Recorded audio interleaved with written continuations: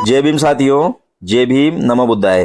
साथियों, मैं आपके लिए आज डॉक्टर भीमराव अंबेडकर और माता रमाबाई के जीवन की एक ऐसी दुख भरी कहानी लेकर आया हूँ। पूरे उनके जीवन की जो दुख भरी कहानी है वो मैं आपके सामने प्रस्तुत करने वाला हूँ। डॉक्टर भीमराव और माता रमाबाई उन्होंने जो एक ग्रस्त जीवन जिया था, उनके जैसा ग्रस्त जीवन कोई भी नहीं जी सकता।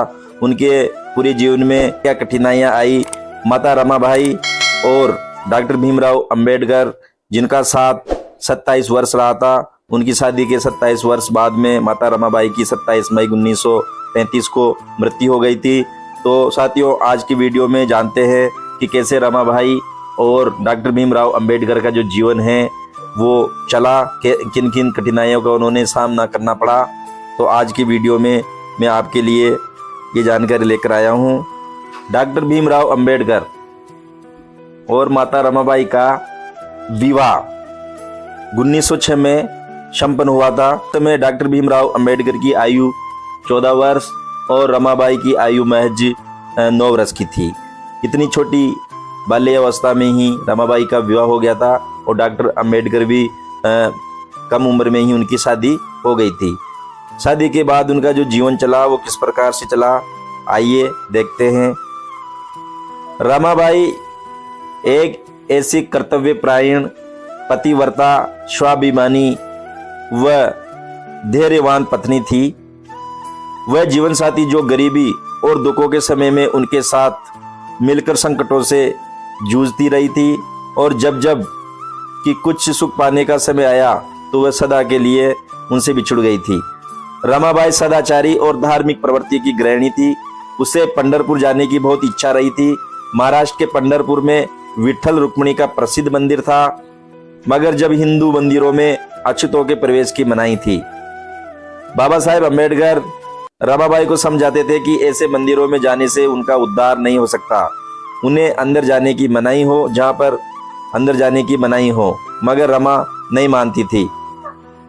एक बार रमा के बहुत जिद करने पर बाबा साहेब उन्हें पंढरपुर ले ही गए, किंतु अछूत होने के कारण उन्हें मंदिर में प्रवेश नहीं दिया गया। विठोबा के दर्शन करके ही उन्हें लौटना पड़ा।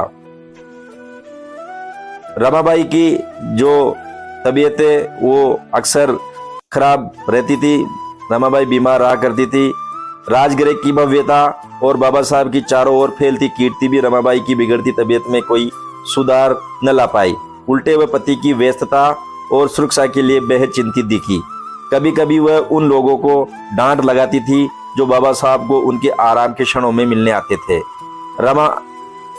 रमाताई बीमारी की हालत में भी डॉक्टर भीमराव अंबेडकर की सुख सुविधा का पूरा ध्यान रखती थी। उसे अपने स्वास्थ्य की उतनी चिंता नहीं होती थी जितनी के पति को घर में आराम पहुंचाने की होती थी। डॉक्टर भीमराव अंबेडकर और रमाबाई ने अपने 4 बच्चों को खो दिया था। अंबेडकर दंपति ने सहा 4 बच्चों के खोने का दर्द। रमाबाई और डॉक्टर अंबेडकर ने 3 पुत्रों और 1 पुत्री को भी खोया था। जब वे अमेरिका में अध्ययनरत थे तब उनके पुत्र गंगाधर की मृत्यु हुई थी। उसके बाद यशवंत का जन्म हुआ, फिर रमेश, इंदु और राजरत्न का जन्म हुआ। लेकिन बाद ये तीनों बच्चे भी काल के गाल में समा गए। 4 बच्चों की मौत ने रमाबाई और अंबेडकर को भीतर से इतना तोड़ दिया था कि उनको कुछ भी दिखाई नहीं देता था। दोनों तड़प उठे थे और दुख के अथाह सागर में डूब गए थे। इसकी मार्मिक अभिव्यक्ति डॉक्टर अंबेडकर द्वारा अपने मित्र दत्तोबा पवार को लिखे हुए पत्र में हुई है। यह पत्र अंतिम संतान राजरत्न की मृत्यु के बाद लिखा गया है। इस पत्र में अंबेडकर लिखते हैं, पुत्र निधन से हम दोनों को जो आघात पहुंचा है उसे अति शीघ्र भूल पाना संभव नहीं है। अभी तक 3 पुत्र और 1 पुत्री को शमशान पहुंचाने का काम इन हाथों ने किया है। जब भी ये यादें सताती है तो मन दुख से विचलित हो उठता है। उनके भविष्य के बारे में जो सोचा था वह सब धराशायी हो गया। हमारे जीवन पर दुख के बादल मंडरा रहे हैं। बच्चों के निधन से हमारा जीवन ऐसे निस्वाद हो गया है जैसे भोजन बिना नमक के हो जाता है। बाइबल में कहा गया है, तुम धरती का नमक हो, नमक का स्वाद ही गया तो उसे खारा कैसे बनाया जा सकता है। मेरे शून्य जीवन में इस वचन की सार्थकता सिद्ध होती है। मेरा अंतिम पुत्र असामान्य था। उसके जैसा पुत्र मैंने शायद ही देखा हो। उसके जाने से जीवन कांटों भरे बगीचे के समान हो गया। यशवंतराव, गंगाधर, रमेश, इंदु, राजरत्न। गरीबी किसी को ना सताए। धन अभाव के कारण जब भोजन ही भर पेट नहीं मिलता, ऐसी स्थिति में दवा के लिए पैसे कहां से आते। इसका दुष्परिणाम ये हुआ कि यशवंत के अलावा सभी बच्चे अकाल की काल में कलवित हो गए। दूसरे पुत्र गंगाधर के निधन की दर्द भरी कहानी डॉक्टर साहब ने इस प्रकार बताई। बाबा साहब कहते हैं कि मेरा दूसरा लड़का गंगाधर हुआ, जो देखने में बहुत सुंदर था। वह अचानक बीमार हो गया। दवा दारू के लिए मेरे पास पैसे नहीं थे। उसकी बीमारी से तो एक बार मेरा मन भी डावाडोल हो गया कि मैं सरकारी नौकरी लूं। फिर मुझे विचार आया कि अगर मैंने नौकरी कर ली तो उन करोड़ों अछूतों का क्या होगा जो गंगाधर से ज्यादा बीमार हैं। ठीक प्रकार से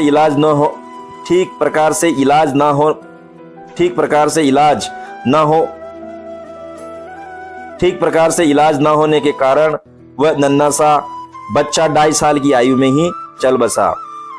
धन्य है वो माँ जिसने माँ रमाई जैसी बेटी को जन्म दिया। धन्य है वो माँ जिसने रमाई जैसी बेटी को जन्म दिया। गमी में लोग आए। बच्चे के मृत शरीर को ढकने के लिए, नया कपड़ा लाने के लिए पैसे मांगे, लेकिन मेरे पास इतने पैसे नहीं थे कि मैं कफन खरीद सकूं। अंत में मेरी प्यारी पत्री रामू ने अपनी साड़ी में से एक टुकड़ा फाड़ कर दिया। उसी में ढककर उसे शमशान पर लोग लेकर गए और दफना आए। ऐसी थी मेरी आर्थिक स्थिति में 5वां बच्चा राजरत्न बहुत प्यारा था। रमा ने उसकी देखरेख में कोई कमी नहीं आने दी। अचानक जुलाई 1926 में उसे डबल निमोनिया हो गया। काफी इलाज करने पर 19 जुलाई 1926 को दोनों को बिलखते छोड़कर वह भी चल बसा। माता रमाबाई को इससे बहुत सदमा पहुंचा और वह बीमार रहने लगी। धीरे धीरे पुत्र शोक कम हुआ तो बाबा साहब डॉक्टर भीमराव अंबेडकर महाड़ सत्याग्रह में जुट गए। महाड़ में विरोधियों ने षड्यंत्र रचकर उन्हें मार डालने की योजना बनाई। ये सुनकर माता रमाबाई ने महाड़ सत्याग्रह में अपने पति के साथ रहने की अभिलाषा व्यक्त की। धन्य है वो माँ जिसने माँ रमाबाई जैसी बेटी को जन्म दिया, जिसने अपने त्याग, समर्पण और प्यार से बाबा साहब को महान बना दिया। उपले कंडे बेचकर चलाया था घर। डॉक्टर अंबेडकर रमा को रामू कहकर पुकारा करते थे, जबकि रमा ताई बाबा साहब को साहब कहती थी। बाबा साहब डॉक्टर अंबेडकर जब अमेरिका में थे उस समय रमाबाई ने बहुत कठिन दिन व्यतीत किए। बाबा साहब जब विदेश में थे तब भारत में रमाबाई को काफी आर्थिक दिक्कतों का सामना करना पड़ा, लेकिन उन्होंने बाबा साहब को इसकी भनक नहीं लगने दी।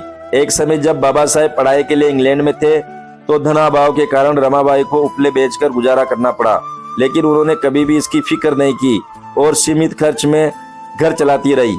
डॉक्टर भीमराव अंबेडकर रमाबाई की बीमारी के कारण और अपने 4 बच्चों की मौत से बहुत व्यथित हो चुके थे, बहुत परेशान रहने लग गए थे और मनी मन बहुत उदास रहते थे। 27 मई 1935 को उन पर शोक और दुखों का पर्वत ही टूट पड़ा। उस दिन नरसंस मृत्यु ने उनकी पत्नी रमाबाई को छीन लिया। 10,000 से अधिक लोग माता रमाबाई के परिनिर्वाण में शामिल हुए। बाबा साहेब का अपनी पत्नी के साथ अगाध प्रेम था, वो उनसे बहुत प्रेम करते थे। बाबा साहेब को विश्वविख्यात महापुरुष बनाने में रमाबाई का ही हाथ था। रमाबाई ने अति निर्धनता में बड़े संतोष और धैर्य से घर का निर्वहन किया। प्रत्येक कठिनाई में बाबा साहेब का साहस बढ़ाया। कहते हैं कि पति और पत्नी गृहस्थी रूपी गाड़ी के 2 पहिए हैं, तो ये 2 पहिए हमेशा ही साथ चले, एक दूसरे के सुख दुख में साथ रहे, कंधे से कंधा मिलाकर चले, और रमाबाई ने भी उनका बहुत खूब साथ निभाया। जब रमाबाई की मृत्यु हो गई थी तो बाबा साहब इतने टूट चुके थे कि उनकी मानसिक स्थिति बहुत खराब हो गई थी।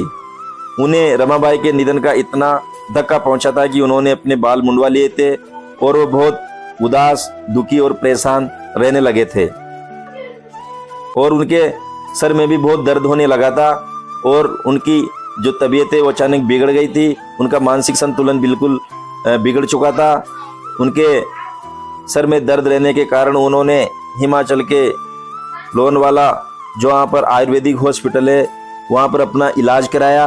वहाँ के जो चिकित्सक है, जहाँ वहाँ के जो वैद्य जी है, उन्होंने उनसे कहा कि आप अपना जो पहनावा है वो चेंज कीजिए। तो उस समय डॉक्टर भीमराव अंबेडकर ने एक चोगानुमा जुग्गा पहना हुआ था। उसके बाद वो एक चोगानुमा जुग्गा पहनकर रहने लगे और अपने बाल मुंडवा लिए थे। साथियों, आपने देखा होगा डॉक्टर अंबेडकर का ऐसा फोटो जिसमें वो उनके सिर के बाल मुंडवा रखे हैं, उन्होंने अपने सिर के बाल मुंडवा रखे हैं और चोगा पहना हुआ है। ये उस टाइम की फोटो है जब माता रमाबाई का निधन हो गया था। उस समय वो बहुत दुखी और व्यथित रहने लगे थे, उनका मन पूरी दुनिया से उठ गया था। तो साथियों, जानकारी पसंद आई होगी, आप हमारे चैनल को सब्सक्राइब करें, शेयर करें और कमेंट करें।